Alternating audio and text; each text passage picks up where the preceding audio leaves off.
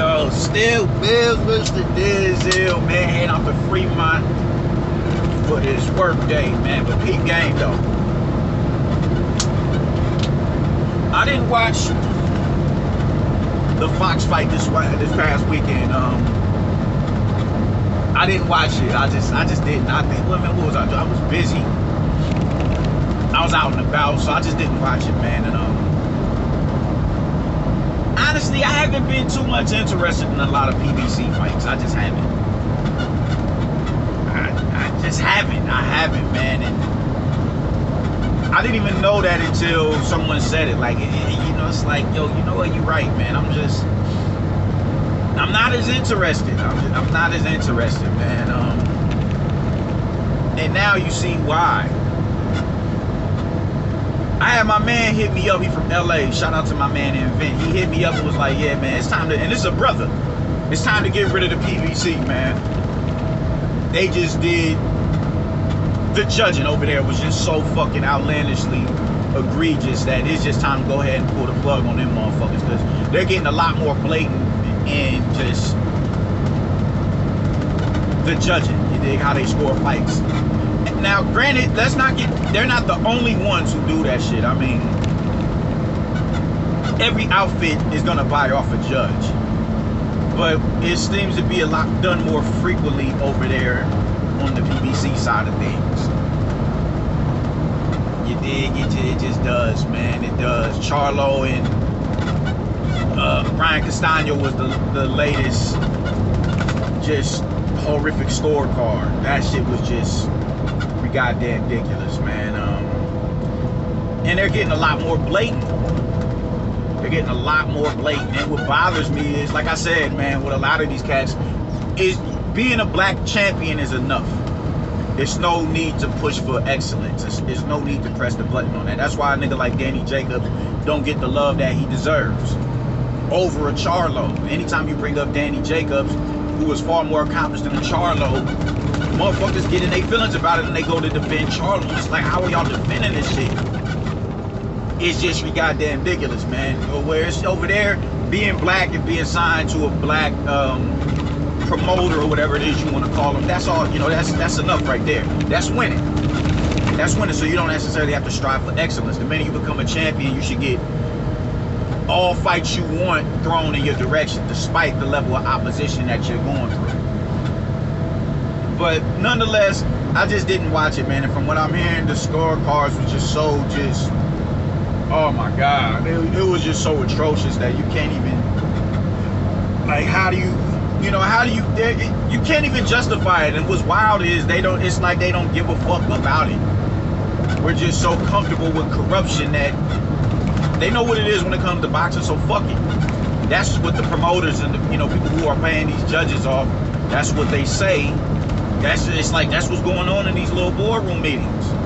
They know what it is. I want him, him, and him.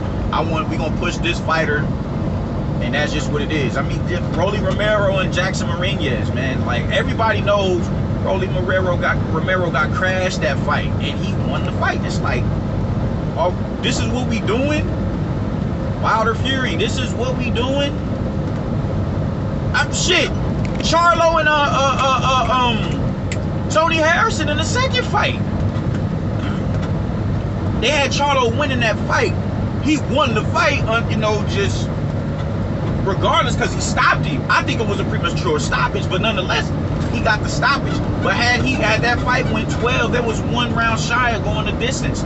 Charlo would have got his belt back in the fight that he was getting dominated in. Dominated. It's just like, I don't know what it is. Just them niggas over there in particular, they just don't give a fuck. They just don't give a fuck. And that's not saying that Top Rank and Golden Boy and Matchroom don't do the same little funny style shit. I'm not saying that, but it's being done more, at a frequent rate over there. That shit ain't what's up, man. Like I said, man, these judges in particular, I don't know how they become to be judges, bro. I might fuck around and try, I think I might start judging. I don't know how, I might fuck around and go in that direction, man. But the thing is, these fighters go into these fucking camps and put their body through rigorous torment and punishment before they even get to the main attraction, which is going to be an amplified version of the rigorous punishment and torment that they're going to go through. Thousands of crunches, thousands of sit-ups, thousands of rounds of sparring, minutes of sparring,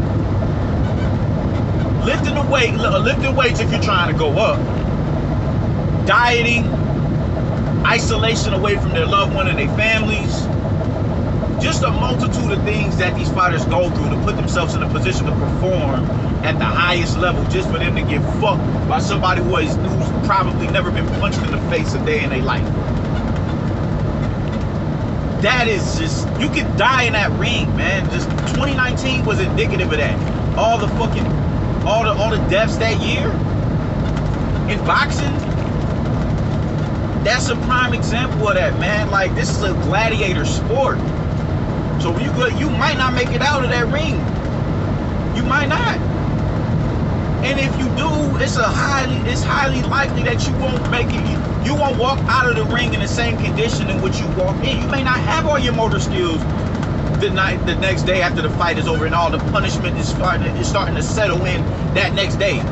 When you wake up and open your eyes, you ain't drunk with flirt. You ain't good cookie. You might not have all of your fucking, you may not be as cognitive as you was before you went into that ring. That's the risk these fighters go through when they step between them ropes to entertain the people and feed their family just to get played by some bitch ass judges. That shit is whack. I fucking can't stand that shit, man. If Canelo loses, if Anthony Joshua loses, if Bud loses, if Keith Thurman loses, if Manny Pacquiao loses on these cards, if J-Rock loses on these cards, God damn it, they lost. Give them that loss. That shit ain't right just because they're the face of the sport. No, it's room. It's enough. It's room for everybody to eat. This shit, it has to stop, man, because it's getting to a point where it's just blatant and it's ridiculous. There's no excuse for that shit. There's no excuse for a motherfucker knowing who's gonna win the fight before the fight even goes down. There's no reason why we should be saying he can't win a 12-round fight against Canelo Alvarez. There's no reason for that. There's no reason for that whatsoever. You do have to beat the champion, yeah. But there's no reason why fucking Canelo Alvarez should have tied with got scored a draw against the Floyd Mayweather Jr. There's no reason for it.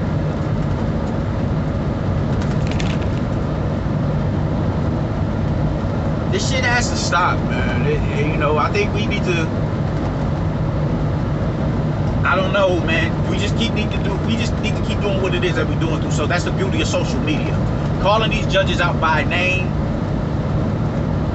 and all that shit, which brings me to my next point. The beauty of social media. You can delete whatever it is you want to delete.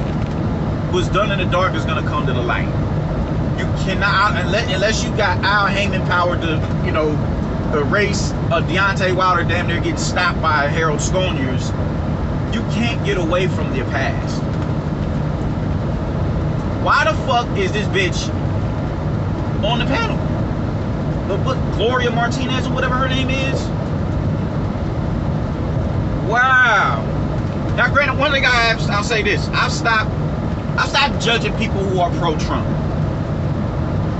I would like to hear your reasoning. It's going to have to be a damn good reason as to why it is this man has your undying support.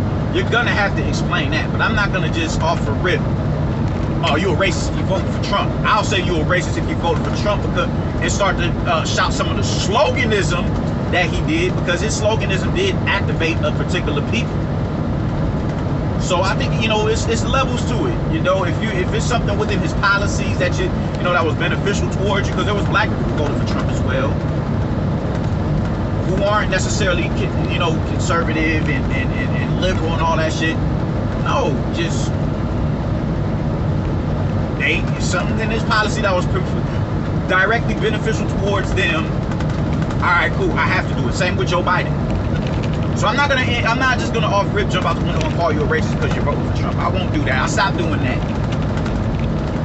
But certain sloganisms or certain reasons as to why you are voting for him, most definitely, yeah, you a bigoted ass bastard. So I'm not mad that she voted for Trump. My sister-in-law voted for Trump, which I would never understand why a Mexican would vote for Trump. A Mexican or, you know, they're Mexican and Guatemalan, Mexican or Central American would be in favor of a Donald Trump. That man, his entire campaign was predicated on building a barrier between this land and your land.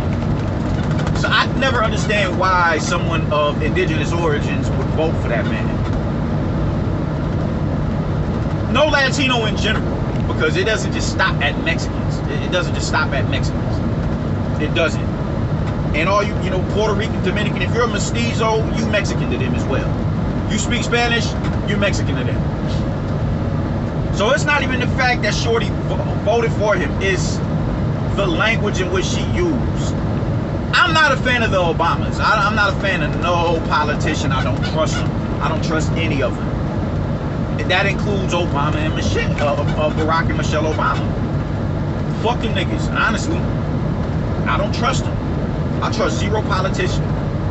And under the Obama administration, black people got slaughtered at a much higher rate than any other administration since.